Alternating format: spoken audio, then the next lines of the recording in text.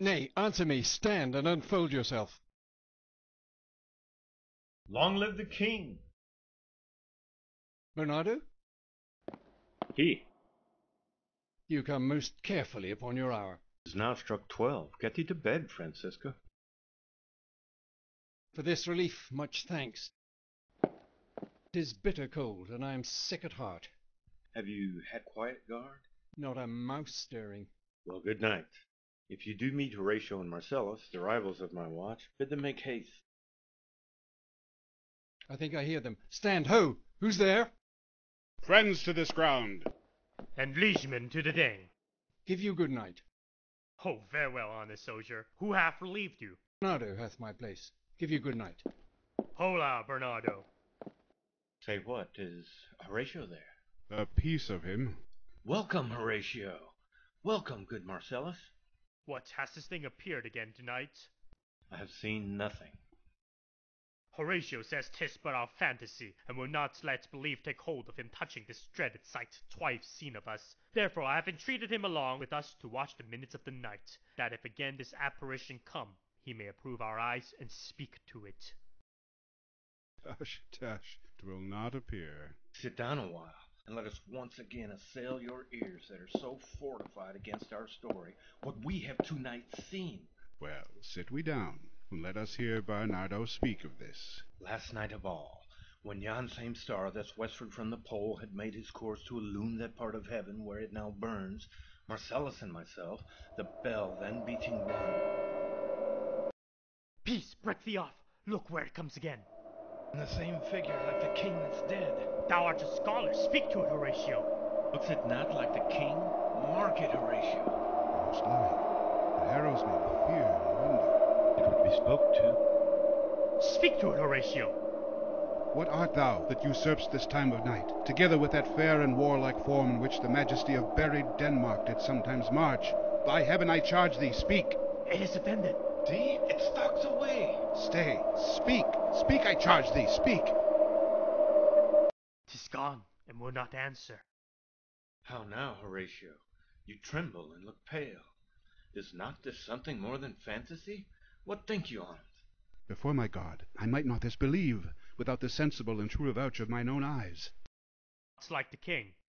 As thou art to thyself, such was the very armour he had on when he the ambitious Norway combated. So frowned he once when in an angry parley he smote the sledded Polacks on the ice. 'Tis strange. Thus twice before in jump at this dead hour, with martial stock hath he gone by our watch. In what particular thought to work I know not, but in the gross and scope of my opinion this bodes some strange eruption to our state.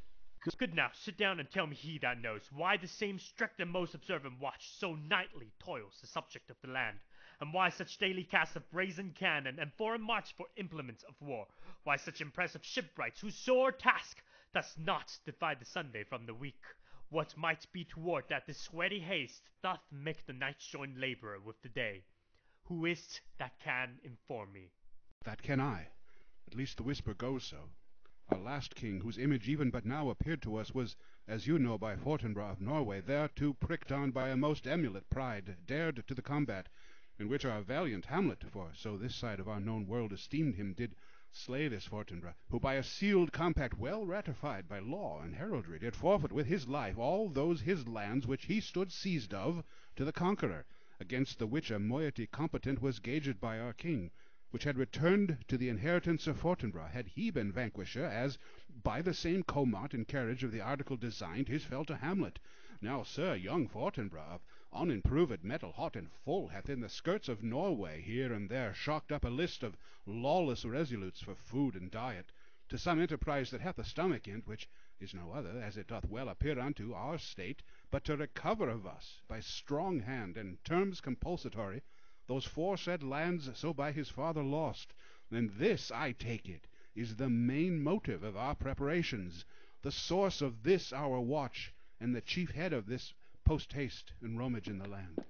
I think it be no other, but e'en so. Well may it sort that this pretentious figure comes armed through our watch, so like the king that was, and is, the question of these wars.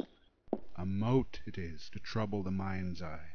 In the most high and palmy state of Rome, a little ere the mightiest Julius fell, The graves stood tenantless, and the sheeted dead did squeak and gibber in the Roman streets, as stars with trains of fire and dews of blood, disasters in the sun, and the moist star upon whose influence Neptune's empire stands was sick almost to doomsday with eclipse, and even the like precursor feared events, as harbing his proceedings still of fates and prologue to the omen coming on, have heaven and earth together demonstrated unto our climatures and countrymen.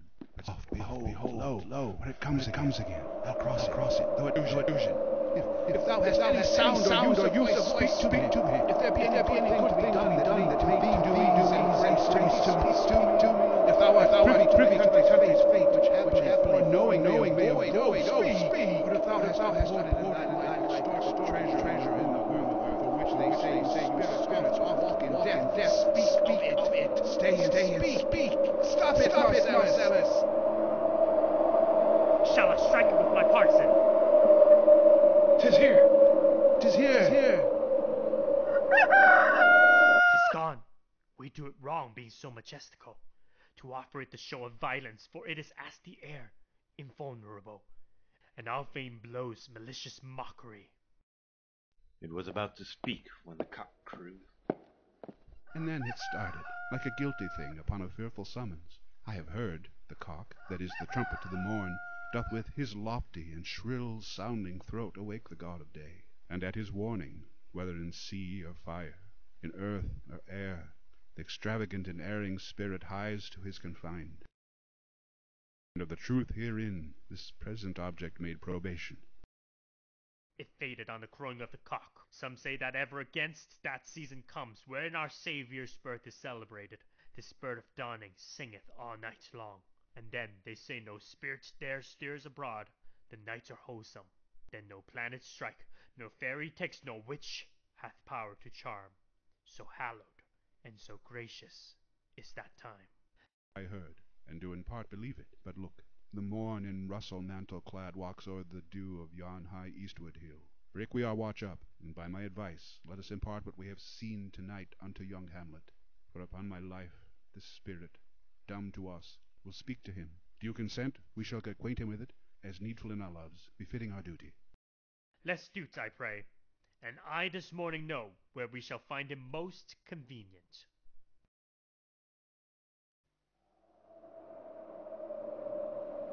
Unto young Hamlet, for I am thy father's spirit, doomed for a certain term to walk the night, and for the day confined to fast in fires, till the foul crimes done in my days of nature are burnt and purged away.